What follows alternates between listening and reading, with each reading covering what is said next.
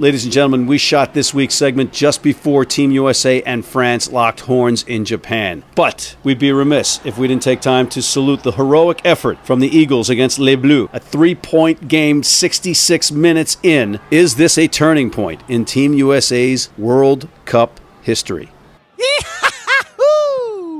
Coming up next on Rugby Wrap Up, Mike Friday and George Hook talk Rugby World Cup.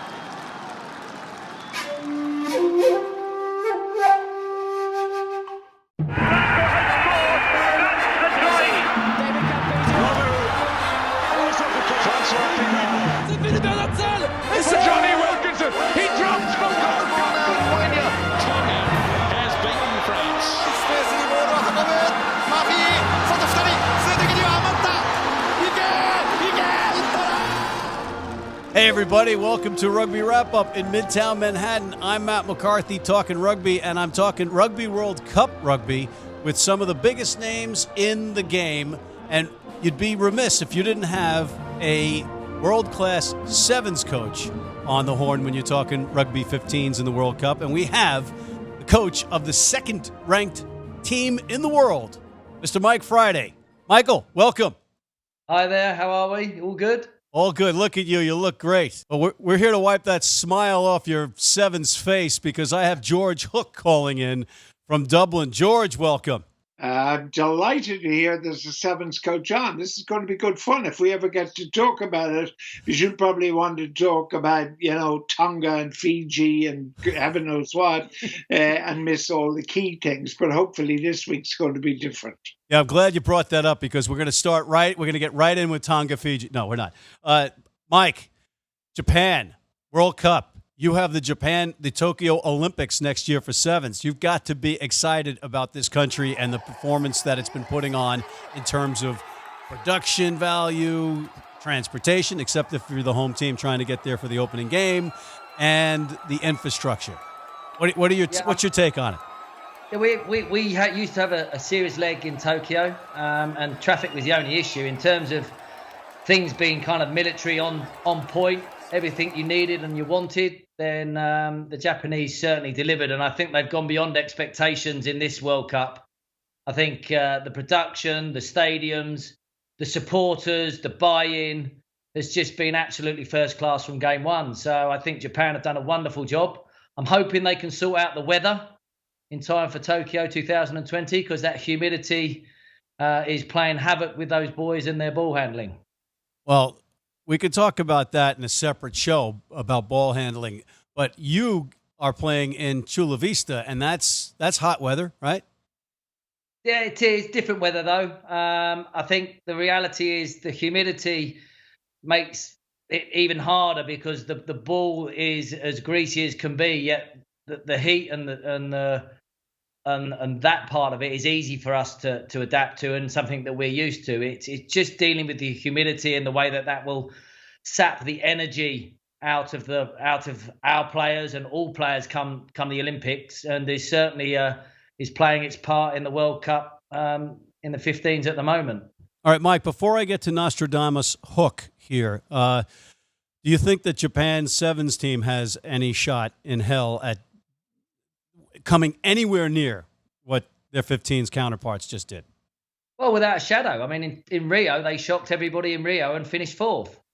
So, Japan have built up a rugby pedigree, a lot of it imported, but nonetheless, they have certainly built credibility, built a very good competition, and they have certainly announced themselves on the world stage and have been doing so for the last 3 or 4 years. And in the sevens, they shocked a few people with some of the results in Rio. And I've no doubt on home soil, they'll be very, very tough opponents for anybody that has to play them. Fair enough. George, I want to segue to you, and I'd be on bended knee right now, but I'd be below the camera angle. But you on this very show said that Japan could very well knock off Ireland in the Rugby World Cup. And yours truly, along with every other person on the planet outside the two of us, said you were crazy, said you were just saying things to say things, and look what happened. I mean, you're kind to call me Nostradamus, but I mean, I think it was pretty obvious if you actually looked at it, and that's not with hindsight because I said it before the match. Japan have been preparing for this game for a long time. Ireland have a very, very, very, and increasingly very predictable coach. And Ireland are now the most easily read rugby tournament of the major nations in this competition. Everybody knows that you beat Ireland out wide, you move them round, and their only answer is pass it to a forward who goes crash, and it's crash bang wallop for the game. And Japan just handled that. Now, the Irish media, of course, have got a lot of excuses. It was the humidity, it was the referee, it was the hooker. They've got every excuse under the sun except the main reason why we lost, the coach. And the coach I think, the biggest error of his career, did not pick a fit Johnny Sexton to play in the most important game in the tournament. And to say he's now fit, he's place kicking, he's doing everything well, for 4 or 5 days later is nonsense. I mean, the only people who believe the news coming out of the medical department of the Irish training camp are people who still believe in the fifth secret of Fatima. There is no integrity whatsoever. And he lost the match. And he may well lose the group because they're not picking Johnny Sexton. But to give you an idea how blasé the Irish media are still suggesting that the winners of this group are going to be Ireland and the runners-up are going to be Scotland, if you can believe that. I mean, this is extraordinary. There is no critical analysis of the Irish performance in the World Cup whatsoever. You have a totally cowed media, and Schmidt has cowed them for the last number of years, and they're terrified to say a word.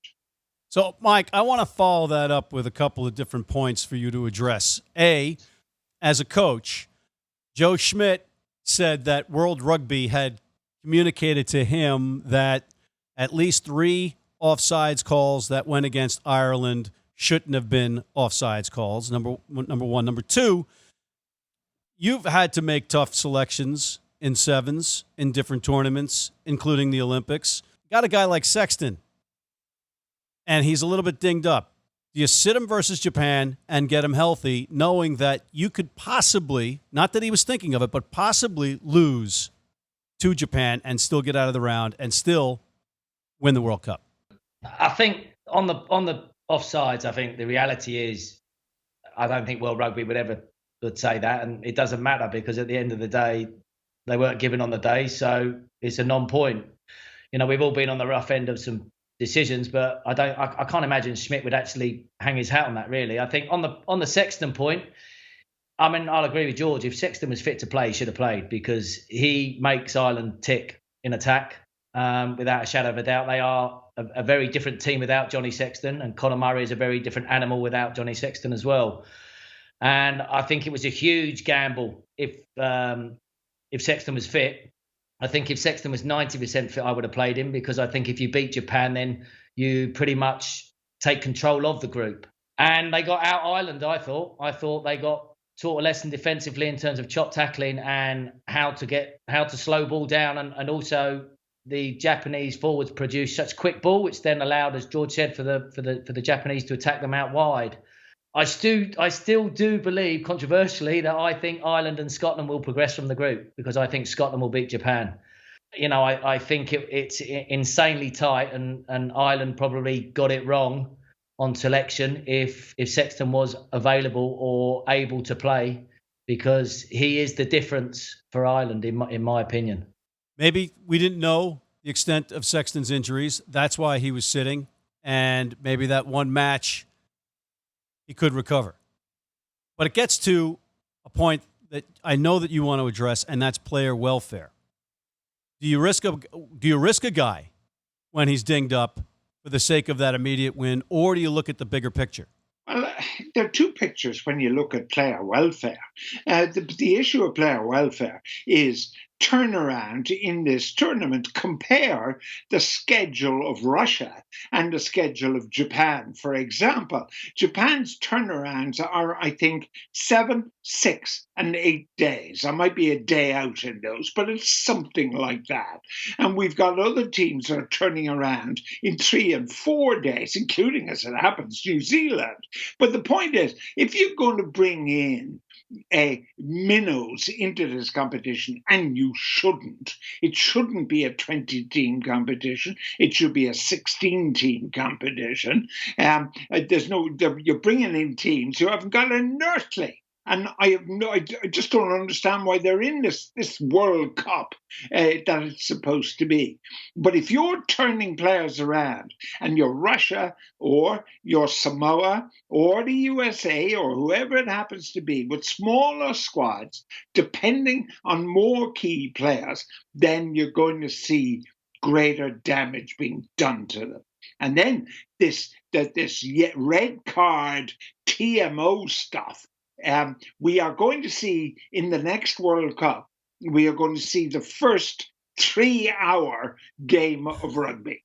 I mean, I don't want to turn on my television, or I don't want, people clearly are unhappy going to the ground and watching interminable conversations with a referee and the TMO. Was his forearm up? Was his forearm down? Did he dip up? Did he dip down? Nobody's interested. Yeah. And the sanction is retrospective.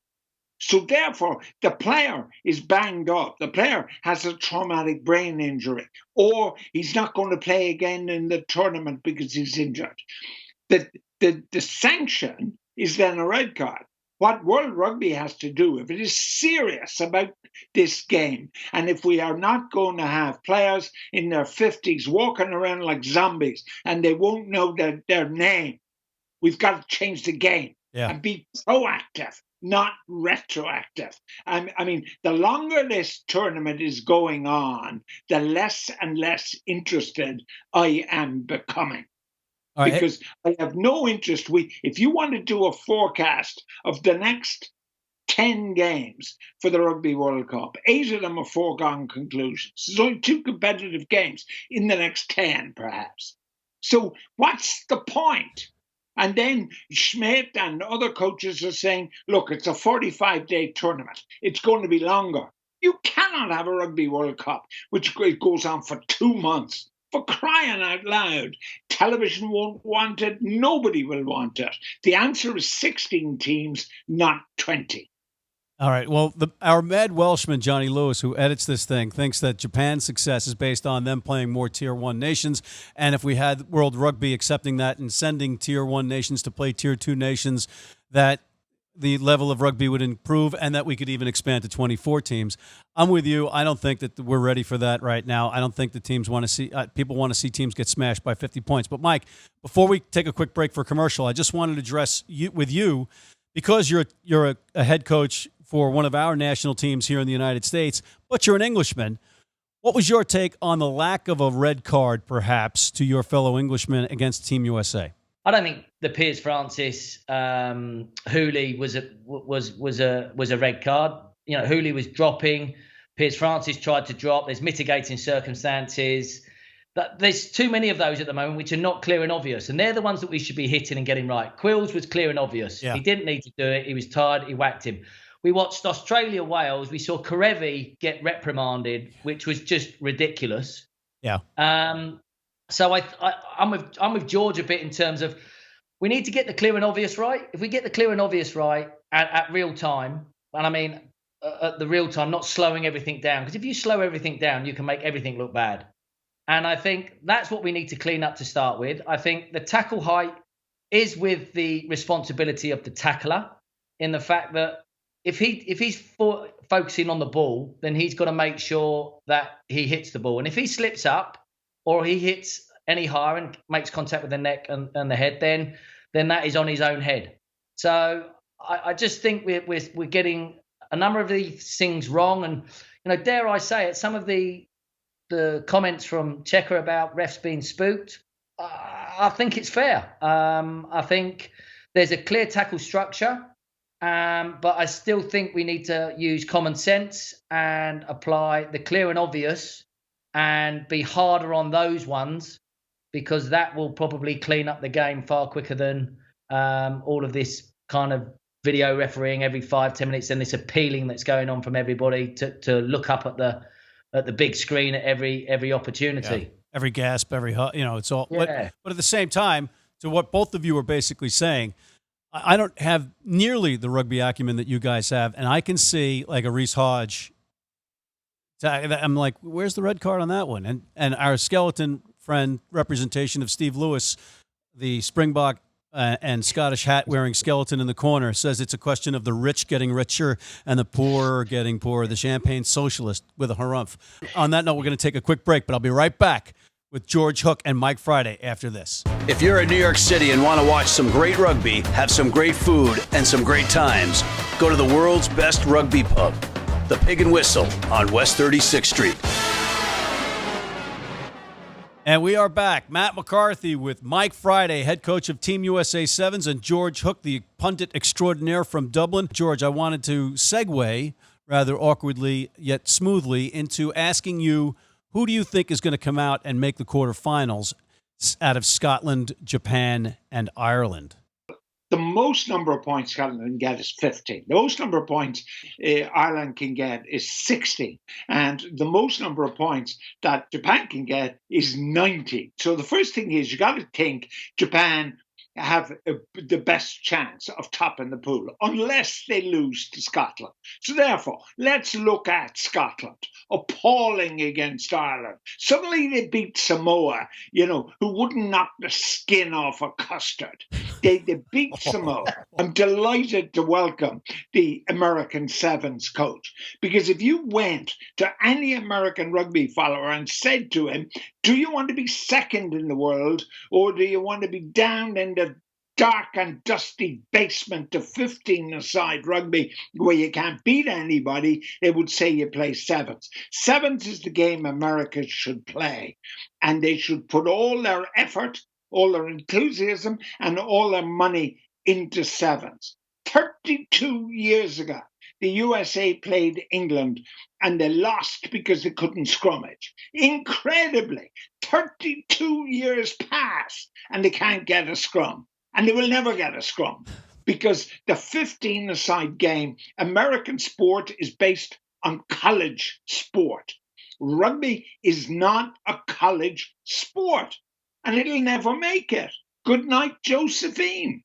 All right, Mike, I got to let you respond to that. And with the consideration that you might be working against yourself in the sense that is sevens the only game for an American audience? And I sense, I just came from covering a college match in Michigan, 2 college matches, Ohio State versus Indiana, and the nightcap in a twin bill, Michigan State versus Michigan, which we got lightninged out in the second one. But I beg to differ with you on that, George, because college rugby is growing. We don't necessarily want to go down the NCAA route here just yet, but that's a whole different show. But Mike, sevens, 15s, USA, what's your take? George is absolutely right. There has to be a fundamental change in the infrastructure if we're serious about making 15s a sport that we could be seriously good at in the USA. The key to that is making sure that the sevens game is successful and making sure that the sevens team is successful at the Olympics, because that's where our natural athletic ability and the ability for crossover athletes to have a chance of making that change at a slightly older age, between the ages of 18 and 22, but still making a big difference on the international stage, will give the opportunity for the American sporting public to capture their imagination, capture the commercial dollar that we need, which will then in turn allow us to grow the 15s game. We probably are 30, 35 years behind in America with the professional era, the way that the traditional super tier 1 nations have gone, where rugby was part of their DNA to start with. Again, I might be naive, but it certainly doesn't hurt to have a guy like Nate Ebner having Tom Brady salute Team USA in the World Cup in 15s, but also playing for you guys in the Olympics. So guys like that could put immediate, impactful exposure on this game, and that could speed up the process. Wales looks pretty good now on attack and not just defense. Could it be this change to Stephen Jones from Rob Howley? What is your take on that from the Llanelli coach coming over? I mean, the Llanelli, Stephen Jones is a quality coach. Rob's just been caught up in something that just is beyond me, that how that's even happened.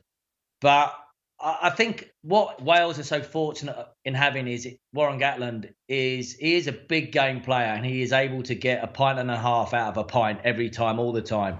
So this is their time, and with the experienced group that they have and the ability and self-belief they have with one another, I think what they have with the players like Dan Biggar and Davis in the centre, and then the back three, Liam Williams, North and Adams, they've got a real balance of blend of power, pace and physicality with their forwards up front, and they've got a back row that complements whether they want to play a power game, whether they want to play a jackal game, and they've got a set piece that can live with anybody. So I think they're contenders without a shadow. I think Gatland will give them that self-belief that will take them deep into this tournament. I mean, they're going to have to go some to win it, but I think, as George has mentioned, there's probably 4 or 5 teams that are winning it and no more.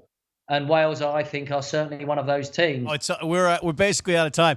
And to keep the time for you guys to talk, we actually are flashing the picks up from our esteemed panel, so you can see that on the screen. But I wanted to ask you guys before we go, who's going to be in the quarters? I think France and England. I think Wales and Australia, New Zealand, South Africa, and I think Ireland and Scotland. Well, Japan for Scotland, but otherwise I agree. And that's the fallacy of this tournament, that two of us can sit here and we're halfway through the qualifying stages and we can nominate 7 out of the 8 and be absolutely right. The only discussion between Mike and I is it Scotland or Japan? I said on the air, as George talked about Japan, I said Japan was the most overrated team in the tournament, showing why I should keep my picks to myself. I don't disagree with either one of you, but I'm not going to give my picks right now on the quarters because we are out of time. But I just wanted to thank both of you for coming on. This has been great, and we're going to follow this up with a segment, Why Sevens is Killing 15s on the Planet, with George Hook and Mike Friday next time. But thank you, Mike Friday. Thank you.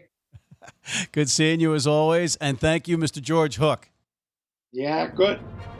All right, on that note, Matt McCarthy for Mr. Mike Friday and Mr. George Hook for Rugby Wrap Up in Midtown Manhattan, signing off.